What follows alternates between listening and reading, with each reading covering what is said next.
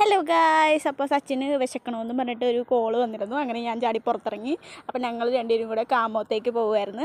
അങ്ങനെ കാമോത്ത് പോയിട്ട് ഒരു കട്ട്ലേറ്റും അവന് മീറ്റ് റോളും പറഞ്ഞ് കൊക്കക്കോളയും പറഞ്ഞിട്ടുണ്ട്. അത് ഞങ്ങൾ വണ്ടിയുടെ ഉള്ളിൽ തന്നെ ഇരുന്ന് കഴിക്കുകയായിരുന്നു. പിന്നെ നമ്മുടെ കാമോത്ത് സ്കൂളിൻ്റെ ഫ്രണ്ടിലായിരുന്നു നമ്മൾ വണ്ടി ഇട്ടേച്ചത് അവിടെ. അപ്പോൾ സ്കൂളൊക്കെ വിടുന്ന സമയമായി ഏകദേശം ഒരു 3:45. അപ്പോൾ അത് അമൃത എത്തിയിട്ടുണ്ട്. അമൃത മരത്തിൻ്റെ ചോട്ടിയും കൊണ്ടുപോയിട്ടാണ് വണ്ടി പാർക്ക് ചെയ്യാൻ നോക്കിയത്. അപ്പോൾ തേങ്ങ വീണാലോ എന്ന് വിചാരിച്ച് നീക്കി വെക്കുന്നുണ്ട്. അങ്ങനെ വന്ന് മുടി വെട്ടാൻ പോയ ആളാണ്. അപ്പോൾ ഞാൻ പറയായിരുന്നു ഹാപ്പി ഹസ്ബൻഡ്സിന് സലീം കുമാറിനെ പോലെ ഇരിപ്പുണ്ടെന്ന്. നിങ്ങളൊന്ന് നോക്കിയാൽ കാശ് ഏകദേശം അതേപോലെ ഇല്ലേ. അപ്പോൾ ഞങ്ങൾ കളിയാക്കിയിട്ട് വേഗം തന്നെ ആൾ ഹെൽമെറ്റൊക്കെ എടുത്തിട്ടിട്ടുണ്ട്.